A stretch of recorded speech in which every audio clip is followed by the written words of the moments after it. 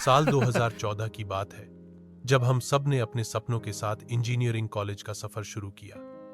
College का नाम था बिट, जो मुजफ्फरनगर में था।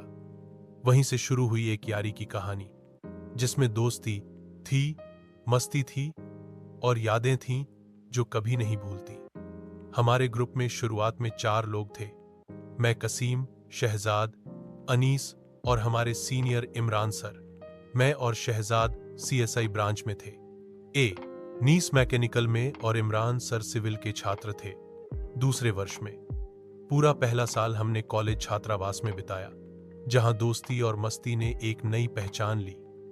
रात भर गप्पे, सुबह तक चारहापे, एआई और परीक्षा से एक दिन पहले वाली पढ़ाई, वही हॉस्टल जीवन का असली मजा था।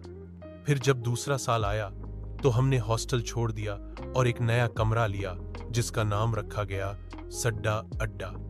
सड्डा एड सिर्फ एक कमरा नहीं, एक दुनिया बन गया था हम सब के लिए। धीरे धीरे समूह बढ़ता गया और हमारे अड्डे में नए दोस्त जुड़े।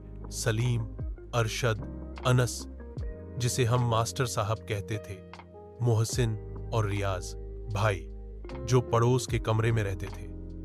हर किसी का अपना एक चरित्र था, अपनी एक कहानी थी। अनीस सबसे ज्यादा शरारती था। उसकी गर्लफ्रेंड्स की लिस्ट किसी डिक्शनरी से कम नहीं थी।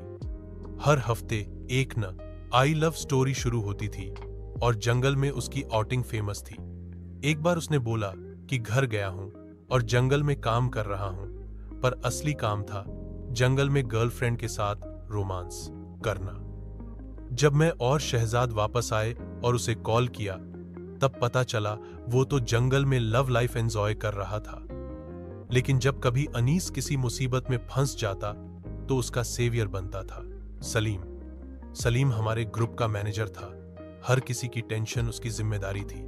लेकिन कभी कभी वो भी बोल पड़ता, भाई मेरी भी सेटिंग करवा दो, और उसकी बात बन भी जाती, क्योंकि सलीम बातचीत में चैंपियन था। इमरान सर हमारे लिए बड़े भाई जैसे थे। वित्तीय मदद से लेकर मार्गदर्शन तक, हर कदम पर साथ। वह हमेशा एक अदृश्य ढाल बन जाते, जिनके होते हम सब टेंसी ऑन फ्री रहते। मोहसिन आईपीएल का दीवाना था। पहले लगा क्रिकेट का फैन है, पर बाद में पता चला कि बंदा सट्टा भी खेलता है। कई बार जीता, पर ज्यादातर हारा। आज भी कहता है, इस बार फिक्स है। अरे भाई, अरशद देखने में गंभीर छात्र था, पढ़ता था, समझता था, पर ग्रुप के मजाक में भी छुपके से शामिल हो जाता।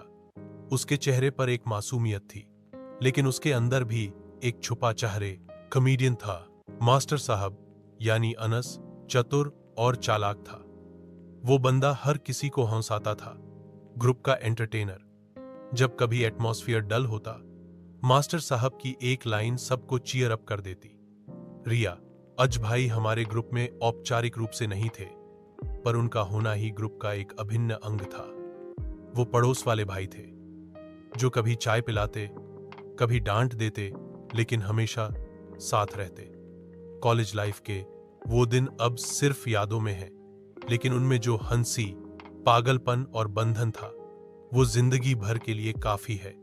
सड्डा अड्डा एक पता नहीं, एक एहसास बन गया, जहां हर कोने में एक कहानी है।